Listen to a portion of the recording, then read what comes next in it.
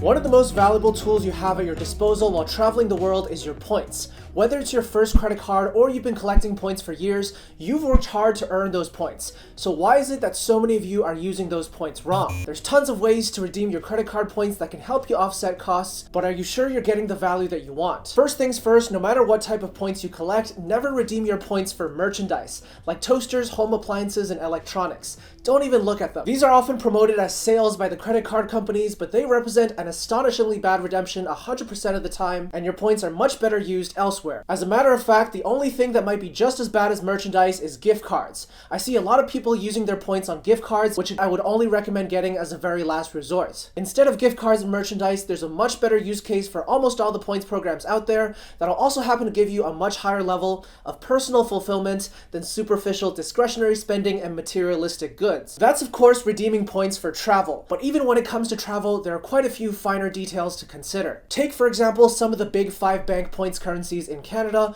like Scotiabank Scene Plus points, TD Rewards points, and CIBC Aventura points. With these points currencies, instead of merchandise and gift cards, a better idea would be to redeem them directly against travel purchases that you charge to your bank-issued credit card. With Scene Plus, for example, you get a flat 1 cent per point against any travel purchase. With TD Rewards, you get 0.5 cents per point against travel purchases made through Expedia. And with CIBC Aventura, you actually redeem points for an elevated rate of 1.25 cents per point against any pending travel purchase on your card through July 2023. Those are a lot better than the mediocre rates that you get when redeeming points for merchandise and gift cards, but you can still do a lot better than that. How? Well, even though Scene Plus, TD, and CIBC offer a respectable amount of value on travel purchases, there are of course higher value rewards programs out there, which if you've been watching this channel for a long time, you should know what I'm talking about. Transferable points such as American Express membership rewards and RBC Avion, as well as airline and hotel loyalty programs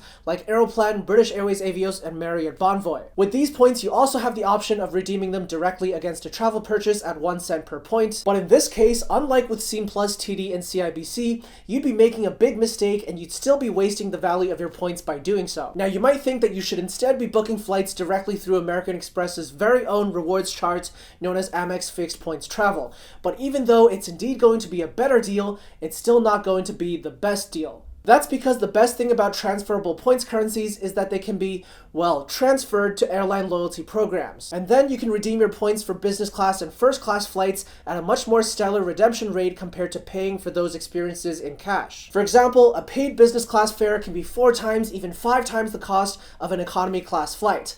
But when you're redeeming points, it's usually only 2 times the points to get from economy to business. So with points, you're therefore able to unlock these very special travel experiences at a fraction of the cost compared to paying cash, and that's what makes the whole game worth playing. Now that all sounds well and good, but before we go through some specific examples of flight redemptions you can take advantage of right now, let's go through some common mistakes that you'll want to avoid when redeeming your points for a premium flight like we're talking about. You'll want to watch out in particular for mixed cabin flights, which are sure to offer you a mixed experience at best.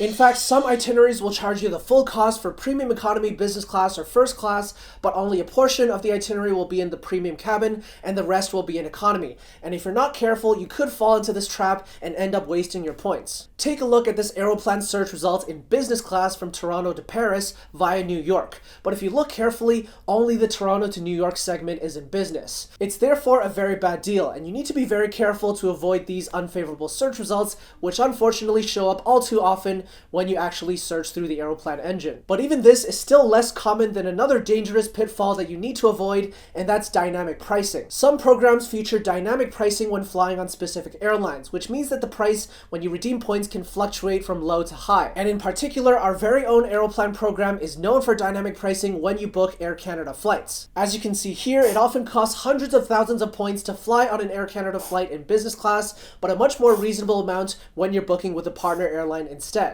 Now, the upside of dynamic pricing is that you can indeed redeem points for any available seat on Air Canada, and for some Aeroplan members, that's going to be quite useful, but I'd say that for the majority of Aeroplan members, the over-the-top dynamic pricing that shows up during the search results can hinder you more than it helps you. Therefore, you'll really want to look carefully for the fixed-level partner redemptions that are priced according to the flight reward chart at fixed levels, which offers sweet spots like 55,000 points from Vancouver to Tokyo in business class, or 60,000 points points from the East Coast to Europe. These are going to be harder to find than the average dynamically priced Air Canada results because everybody is looking for them. So you'll generally want to book far in advance if possible, have as much flexibility as you can, and search very often to beat out everybody else who's watching this video. So with all that in mind, let's take a look at an example to tie it all together. Let's say you wanted to take 2 trips this year, a round-trip flight within North America in economy class, as well as a trip to Asia in business class. With a Big 5 bank points currency like Scene Plus points, for example, you'll be able to redeem points directly against travel purchases at 1 cent per point. So the cash fares of these flights, let's call it around $500 for the economy flight within North America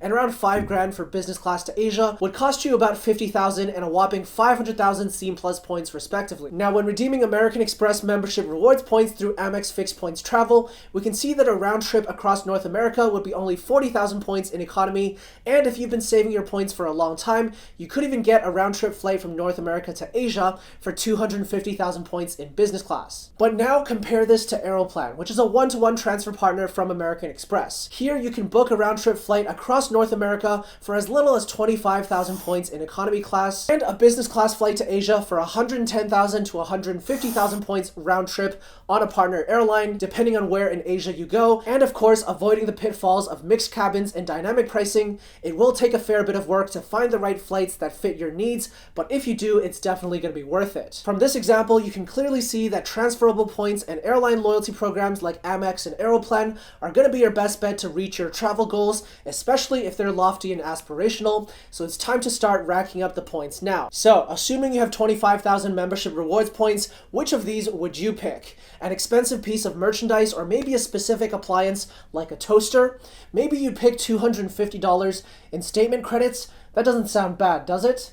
Or maybe, just maybe, you jump at the chance to book a one-way business class flight across North America that would normally cost $1,000 or so. I think the answer is very clear, but with everything being said, at the end of the day, you have to redeem your points for what makes you happy. So maybe you have another favorite way to redeem your points, and I'd love to hear it in the comments below. And if you're wondering about the best ways to rack up those points in 2023 so that you can go ahead and redeem them in the right way and maximize your value, then be sure to check out this video right here to learn about the best credit cards for beginners in 2023, and I'll see you over in that video.